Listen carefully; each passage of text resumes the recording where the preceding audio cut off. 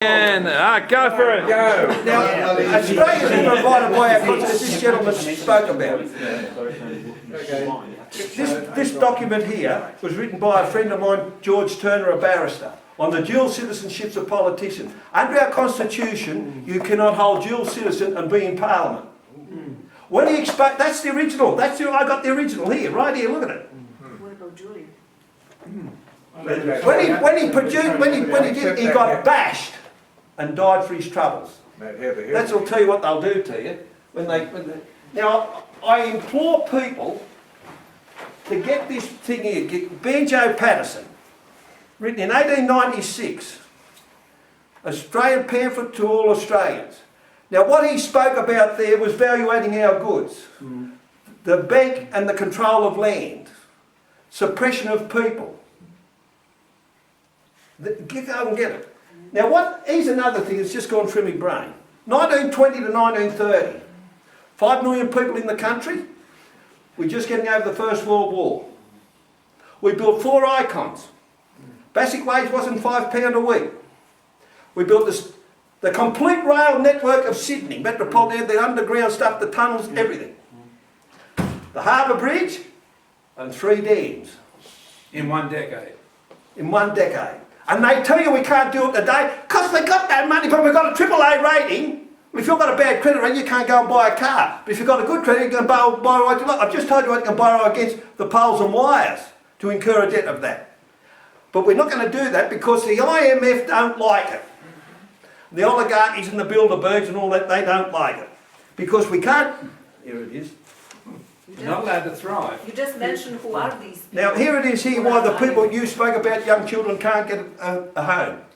They can't get a job. And they can't get a job. And there's no way in the world we're ever going to get out of debt the way we're going if we don't value out our goods. Now I just told you about South Korea. Now they're producing a Hyundai car. We can't, if you go and try and export it into those countries, they've tariffed you out of business. But if we tax the multinationals, they'll walk out. Well, where are they going to go? Because no other country will let you in for free. That's right. The lowest rate of tax you can get is 28% in Japan. But when you go to take your goods out, no, you live in all that here. You live that here. I know blokes that went to Vietnam after and were producing gas cylinders. 5 years later, they said, good Tanner, we own the business. On a home worth...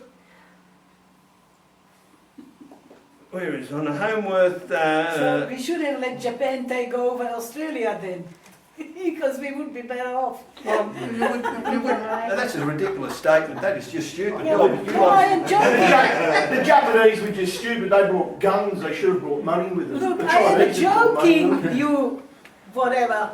On a $640,000 home, there's $250,000 worth of hidden taxes. Haven't you noticed that I was joking? Don't worry about it, love. God almighty. $250,000 worth of hidden taxes. And that's comprised of these Section 94s and environmental stuff. And they say, we've created all these jobs. Bob Carr, we've created a job. Like, created a job? No, all they did was create a public servant to take money off you, and you, to get a job. And so the unemployment doesn't look bad. We don't protect any of our industries. And they don't produce anything. And they produce nothing but hardship and problems. And there's where it is. Now, when we had manufacturing, I lived in Rosebery. And on a 10-mile radius of Rosebery, I could put nearly 1 million people back in work. We made all our own machinery here, our lathes, and I'll tell you some of them in that area. There was Maxim, that was McPherson, Nuttall's, Brackenbury and Ossum, Sheraton, Hercus, Cleveland, Demco, and Scrutton's made one. I'm trying to think of their name. There were 7 of them. They made mills, shapers, drills, which we supplied for the war. Australia had the longest propeller turning machine in Cockatoo Island. So Bob Hawke said we'll sell that off. We don't even make our own bullets here. I have a lathe at my place, a centre lathe, you know, it's a big thing, that was come out from America under Lend-Lease to produce stuff for the war from the St Mary's ammunition factory. And I'm going to give it to when I'm finished with it, to the museum down at Ultimo, because it's the last one left with still got the defence stamp on it. Now when you consider we did all that, we made all our own milking machines. We made all our own potato stuff. We made all our farming implements. But we don't want you to do that anymore. We want to take the International Monetary Fund, blow in their ear. They're only puppets to them, the Bilderbergs. And we'll take the business over here. We won't pay tax here. When we rate them, we'll go there, we'll don't there, and you don't do anything. But we can't subsidise you. America subsidises their farmers, so no one else can compete with them. And the basis of them subsidising their farm, it's cheaper for them to do that than have them on unemployment and welfare benefits. And it creates work. Look what there's the Opera House. They want to sell the Opera House. They can get 50 million for that. Oh, we couldn't do that.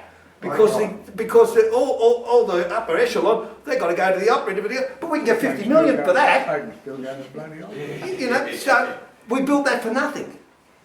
Nothing. And we've got all the coal and everything here. We've got all the minerals here. The next thing that's going to be thrust upon us will become the nuclear waste dump of the world. Yep. Now I started that in 1996 and they all decreed, no, you're wrong. I got letters here from Senator Pera, got it here. Senator Pera denying it, but in 1998 he recognised it. Because I produced a document where Dana Vale, the member for Hughes and the minister, along with Alan Jones at the Engadine luncheon, said, "We've found the site, Billacolina, South Australia." I had that in 1996 and they denied it. When I produced that, oh yes, that's right, I resigned from Parliament. But he's still on a lovely pension. Then when you start to think how much we're paying all these blokes pensions afterwards, and we're denying our fellow Australian the right of everything, we've got to start to think what you spoke about. And the Trans-Pacific Partnership, there's how fervent they are. Under our Constitution, Section 44, we're not to be governed or influenced by an outside entity. And here we are with these things here. That's the bilateral, the multilateral, Trilateral. and the I didn't bring all the gas because that bag I've got, that fills it all up. You need a pack horse to take it. So when you start to think that's what they've done to us, and what we've had before, what we've achieved, and they tell us we can't do it, I'll see you tonight in dreamland. Because we're the only country that's totally self-sufficient. The Battle of Britain, when the Mustangs and the Spitfires went up to fight the MiGs, they crash. Reason being the carburettors would freeze. Because they were carburetted V12 Merlin Rolls-Royce motor. There was a bloke from Australia that worked with de Havilland Engineering here, was over there, and he said, why don't we make a manifold and we'll put ethylene glycol, that's the stuff you put in your radiator, but in the pure form, it's very carcinogenic. And even that stuff in. They put it in vaccines too. They might do too. And, They anyway, do. they put the ethylene glycol through the manifold and never froze, and away they went.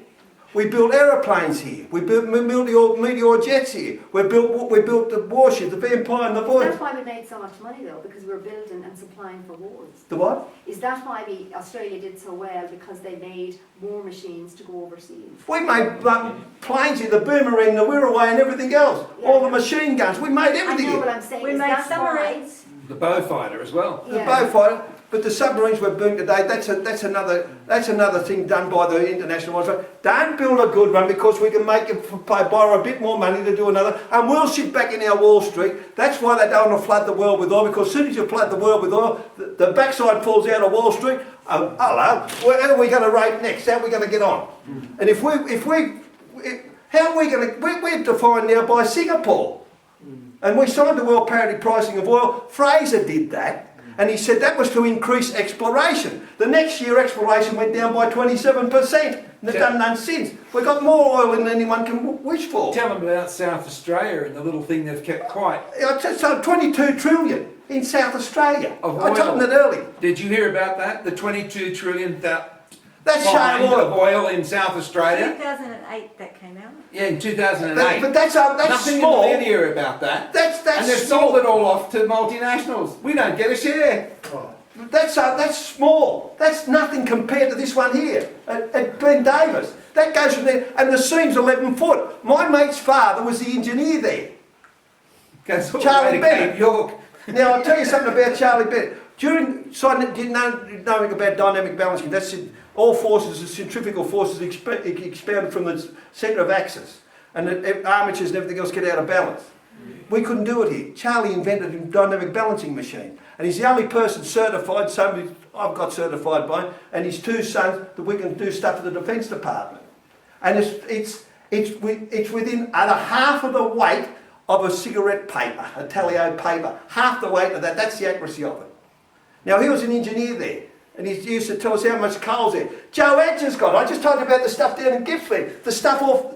I'll tell you, this is what's happened with this gas business. In 1986-87, they come out with seismographic analytical searches from the border right up to the north coast. And they put these electronic things across. I live at Picton. They put it all across everywhere. When they come to my place, they said, "Do you mind if we go up there?" I said, that's a proposed road. Go up there, do what you like. They said, "Could we park our truck in here?" I said, "I'll park it there." He said, "I'll only be there for a day." I said, "Righto." It's a big massive Pantechnicon with all this electronics. They put it all along the ground. They knew where all the coal seam gas was. They knew about it in 1841 with this William Braithwaite plaque. Go down to the library and get his book and see it. So they did all that. Then when they signed the Agenda 21 in 92, they'd give them open carte blanche to go and do what they want. Because that meant that they can walk onto your place and do what they like. Now, I said that.